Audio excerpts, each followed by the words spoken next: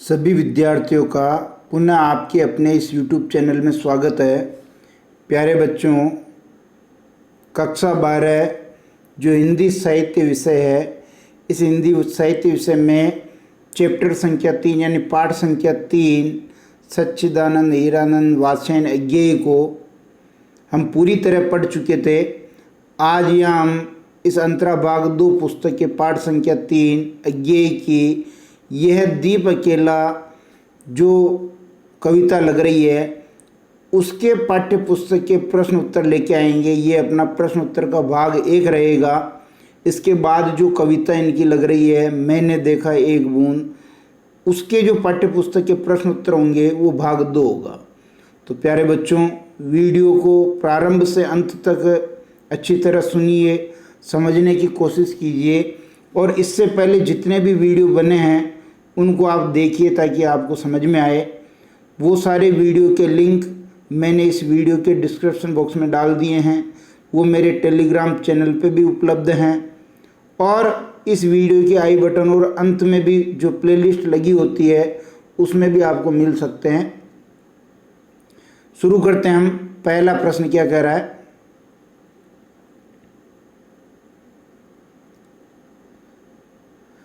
पहला प्रश्न कह रहा है कि यह दीप अकेला जो कविता है, जो दीप अकेला के प्रतीकार्थ को स्पष्ट करते हुए बताइए कि उसे कवि ने स्नेह भरा, गर्व भरा और मदमाता क्यों कहा है। इसका उत्तर हम लिखेंगे। इस कविता में कवि ने दीप को पंक्ति में सम्मिलित करने की बात कही है। कविता में दीप का पंक्ति में विलय व्यष्टि का समष्टि में विलय है, यानी व्यष्टि यानी व्यक्ति, समष्टि यानी समाज। दीप व पंक्ति प्रतीकात्मक शब्द हैं। दीप व्यक्ति का प्रतीक है और पंक्ति समाज का प्रतीक है। प्यारे बच्चों, ये हमने बहुत अच्छी तरह से व्याख्या में पढ़ लिया है। दीप को पंक्ति में लाकर रख देने से तात्पर्य है व्यक्ति को समाज का एक भाग बना देना। फिर आगे देखते हैं और क्या लिखा है।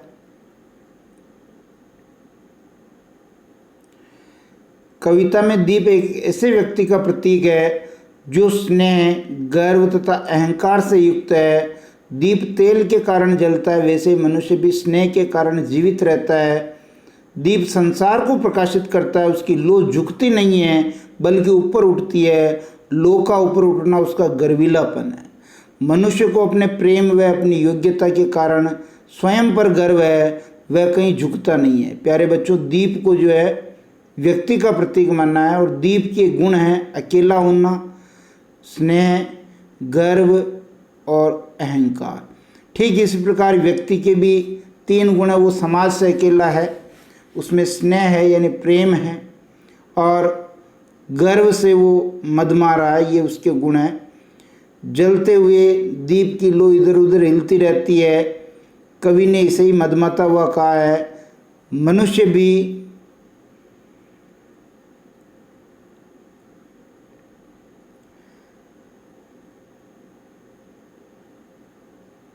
जलते हुए दीप की लौ इधर उधर हिलती रहती है, कवि ने इसे ही मदमाता हुआ कहा है।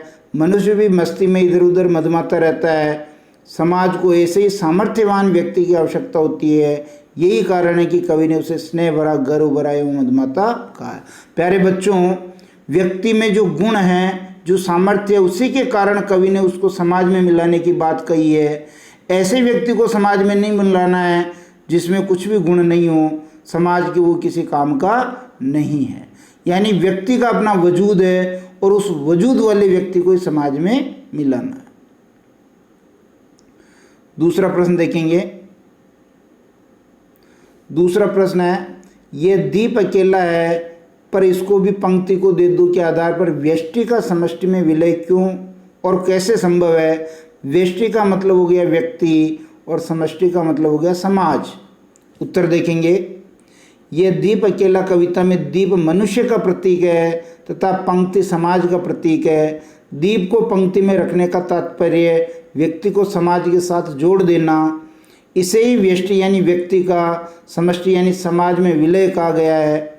समाज में रहकर ही मनुष्य अपना तथा समाज का कल्याण कर सकता है। जिस तरह दीप पंक्ति में स्थान पाकर अधिक बल से संसार को प्रकाशित करता है, वैसे ही मनुष्य भी समाज में मिलकर समाज का विकास करता है। प्यारे बच्चों, दीप जब पंक्ति में मिलेगा तो दीपमाला बनेगी और उससे प्रकाश और ज़्यादा बढ़ जाएगा। ठीक वैसे ही यदि कोई व्यक्ति गुणों से युक्त है लेकिन समाज से अलग है, यदि वो समाज में मिलेगा तो समाज को उसका लाभ मिलेगा, समाज उन्नति करेगा। सामर्थ्यवान व्यक्ति के समाज में मिलने से समाज की शक्ति बढ़ती है। दीप व्यक्ति का प्रतीक, दीप व्यक्ति का और पंक्ति यानी दीप यानी व्यक्ति का, पंक्ति यानी समाज में विलय होना उसकी शक्ति का विस्तार है। यानी दीप को चाहे आप पंक्ति में मिला लो, चाहे व्यक्ति को समाज में मिला लो, उससे उसकी शक्ति जो खत्म नहीं होगी बल्कि उसको विस्तार मिलेगा। अकेला व्यक्ति और दीप कुछ नहीं कर सकते हैं, समाज के साथ मिलकर व्यक्ति अधिक शक्तिवान हो जाता है, बलशाली हो जाता है, ताकतवर हो जाता है। आगे देखेंगे तीसरा प्रश्न क्या कह रहा है। गीत और मोती की सार्थकता किससे जुड़ी है। प्यारे बच्चों, यह दीप अकेला कविता में गीत और मोती विशेषण आए हैं जो उस व्यक्ति के लिए हैं जो समाज से अलग है। पढ़ेंगे क्या उत्तर है इसका। गीत की सार्थकता उसके गाए जाने से है और मोती की सार्थकता गोताखोर द्वारा उसे बाहर निकाल लाने से है। अगर वो मोती समुद्र में पड़ा रहेगा तो पत्थर में और मोती में कोई अंतर नहीं है जब तक वो बाहर नहीं आ जाएगा। इसी तरह कोई गीत लिखा हुआ है, जब तक उसको गाया नहीं जाएगा तब तक उसके भाव प्रकट नहीं होंगे। गीत को जब तक गाया नहीं जाएगा तब तक उसकी सार्थकता निरर्थक है, यानी उसकी सार्थकता सिद्ध नहीं होगी, क्योंकि गाए जाने पर ही गीत के भाव प्रकट हो पाते हैं। कागज में लिखा गीत अपनी पहचान नहीं बना सकता है। ऐसे ही मोती को यदि कोई गोताखोर समुद्र की गहराई से निकालकर बाहर नहीं लाएगा तो उसकी पहचान कैसे होगी। जब तक वो समुद्र से बाहर नहीं आएगा उसकी पहचान कैसे होगी। समुद्र की गोद से कितने ही समुद्र की गोद में कितने ही मोती विद्यमान होंगे, वे बाहर नहीं लाए गए हैं, अतः उन्हें कोई भी नहीं पहचानता। जो बाहर आ जाएगा और उस मोती की पहचान उसका जानकार आदमी कर पाएगा। और समुद्र में पड़े हैं चाहे लाखों पड़े हैं, वो किस काम के, वे समुद्र तल में निरर्थक ही हैं। ये दोनों विशेषण उस व्यक्ति के लिए आए हैं, यानी जो आपका मोती और जो ये दो विशेषण आए हैं ये उस व्यक्ति के लिए आए हैं जो समाज से अलग है परंतु सर्वगुण संपन्न होने के कारण अपने आप में विशिष्ट है। ये दोनों विशेषण उस व्यक्ति के लिए आए हैं। उस विशिष्ट व्यक्ति को अपने को समाज को सुपुर्द कर देना है। अगला चौथा प्रश्न देखेंगे। यह अद्वितीय, यह मेरा, यह मैं स्वयं विसर्जित पंक्ति के आधार पर व्यष्टि के समष्टि में विसर्जन की उपयोगिता बताइए। प्यारे बच्चों, व्यष्टि का हमने अर्थ देख लिया यानी व्यक्ति, और समष्टि का अर्थ देख लिया यानी समाज। उत्तर लिखेंगे। जब व्यष्टि का समष्टि में विसर्जन होता है तब उसकी उपयोगिता बढ़ जाती है। गुणवान और सामर्थ्यवान व्यक्ति, व्यष्टि, व्यक्ति का मतलब क्या, व्यष्टि मिलकर ही एक उत्कृष्ट समाज यानी समष्टि का निर्माण करते हैं। कोई भी व्यक्ति जो सभी गुणों से युक्त है लेकिन समाज में उसका विलय नहीं है तो वह अकेला होगा। अकेला वह अपने गुणों का लाभ न स्वयं उठा पाएगा और न किसी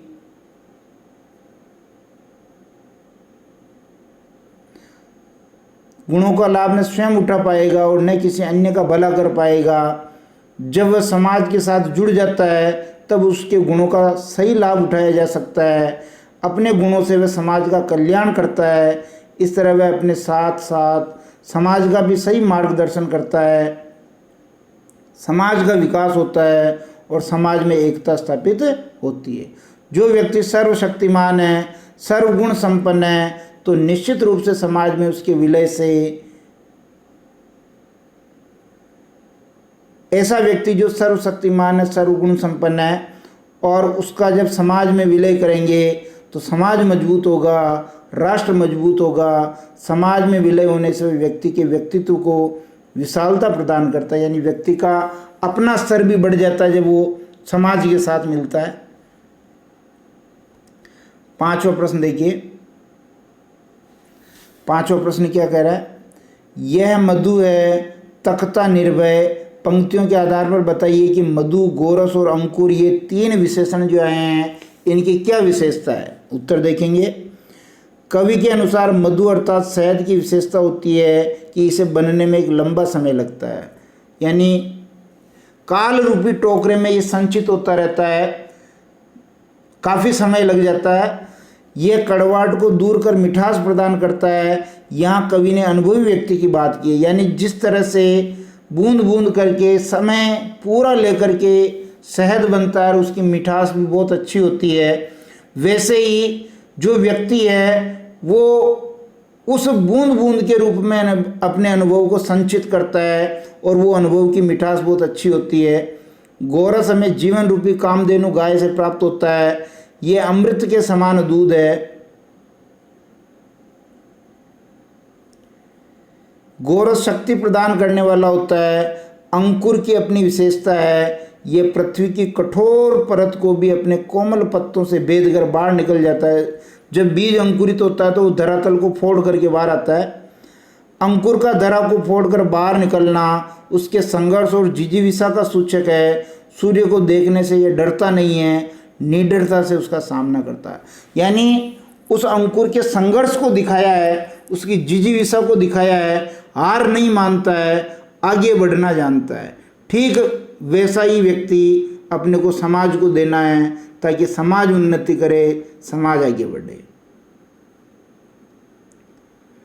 6ठा प्रश्न देखेंगे।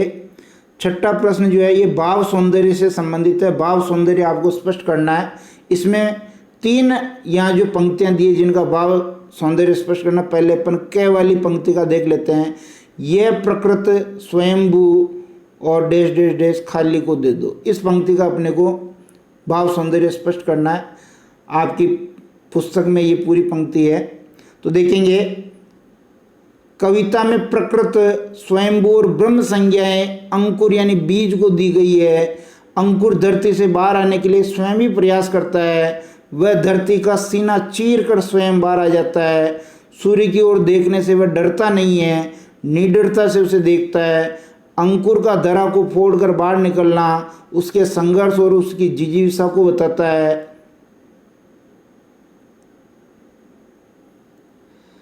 कविता में अंकुर शब्द उस व्यक्ति के लिए प्रयुक्त हुआ है जो सर्वशक्तिमान है, विशिष्ट है और समाज से असंबद्ध है, यानी समाज में वो मिला हुआ नहीं है, अतः इसे समाज को सौंप देना चाहिए। ख वाला इसमें आया है जिसका अपने को सौंदर्य लिखना है, काव्य सौंदर्य। यह सदा द्रवित, चिर जागरूक और चिर अखंड अपनापा। उत्तर लिखेंगे। इसमें दीप यानी मनुष्य के श्रेष्ठ गुणों का वर्णन किया है। दीप के जो गुण है वही मनुष्य के गुण है। दीप सदैव आग को धारण किए रहता है। वह जलने के कारण स्वयं कष्ट में है, बावजूद इसके वह दया भाव से युक्त होकर दूसरों को प्रकाश देता है। ये दीपक का गुण है, स्वयं जलकर दूसरों को प्रकाशित करना। वह सदा जागरूक रहता है, सावधान रहता है और सबके साथ प्रेम का भाव रखता है। ठीक इसी प्रकार ये जो विशेषताएं दीपक की है, यही विशेषताएं आपके मनुष्य की भी है। मनुष्य भी दूसरों को दुखी देखकर स्वयं द्रवित हो उठता है। वह उन्नति और विकास के प्रति सदैव सचेत यानी जागरूक रहता है। वह सबके प्रति प्रेम का भाव भी रखता है। इसलिए जो दीपक के गुण हैं वो ही आपके मनुष्य के भी गुण हैं। आपने यदि हमारे इस चैनल को सब्सक्राइब नहीं किया तो कर लें। साहित्य संगम बाई BL तेली। आगे देखिए, ग में देखिए, जिज्ञासु, प्रबुद्ध, सदा श्रद्धा में, इसको भी भक्ति को दे दो। इस पंक्ति का जो अपने को काव्य सौंदर्य लिखना है। उत्तर लिखेंगे। कविता में दीप को कवि ने व्यक्ति का प्रतीक माना है। व्यक्ति हमेशा जिज्ञासु प्रवृत्ति का रहता है। जिज्ञासु का मतलब जो जानने की इच्छा रखे उसे हम कहेंगे जिज्ञासु। वह सदैव सजग, सचेष्ट और सावधान रहता है। वह ज्ञानवान भी है और श्रद्धा भाव से भरा हुआ भी है। ऐसे व्यक्ति में समर्पण का भाव जागृत कर समाज को सौंपना है। मनुष्य तथा दीप दोनों में ये गुण विद्यमान होते हैं। दीप को पंक्ति में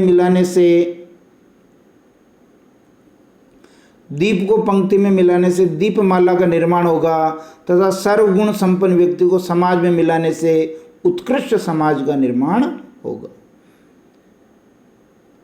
अंतिम प्रश्न देखिए, 7वां क्या कह रहा है। यह दीप अकेला एक प्रयोगवादी कविता है। इस कविता के आधार पर लघु मानव के अस्तित्व और महत्व प्रकाश डालिए।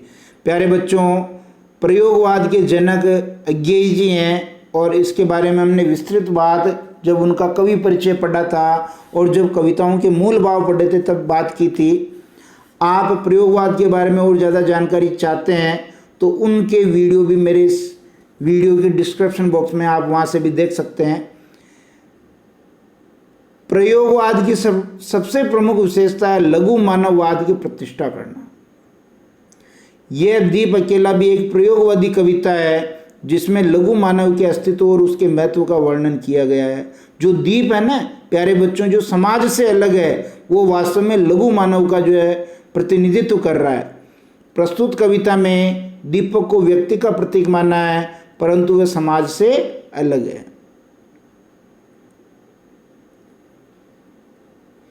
यहाँ कवि जिस दीपक यानी व्यक्ति की बात कर रहा है वह साधारण नहीं है बल्कि विशिष्ट है। वह अकेला जलता है, वह स्नेह से युक्त है, उसमें गर्व विद्यमान है, उसका व्यक्तित्व इतना विशाल है। यानी सर्वगुण संपन्न व्यक्ति की बात कर रहा है जो अपने गुणों के कारण वो अहंकार युक्त है, गर्व से वो मदमस्त है, लेकिन कवि ये चाहता है कि वो समाज में मिल जाए और समाज का जो है वो उद्धार करे, समाज को आगे बढ़ाने में योगदान दे। प्यारे बच्चों, यदि गुण नहीं होंगे, ऐसे लाखों व्यक्तियों को भी अगर आप समाज में मिला लेंगे तो भी समाज का उससे कोई फायदा होने वाला नहीं है। अपना चैनल है साहित्य संगम बाई BL तेली।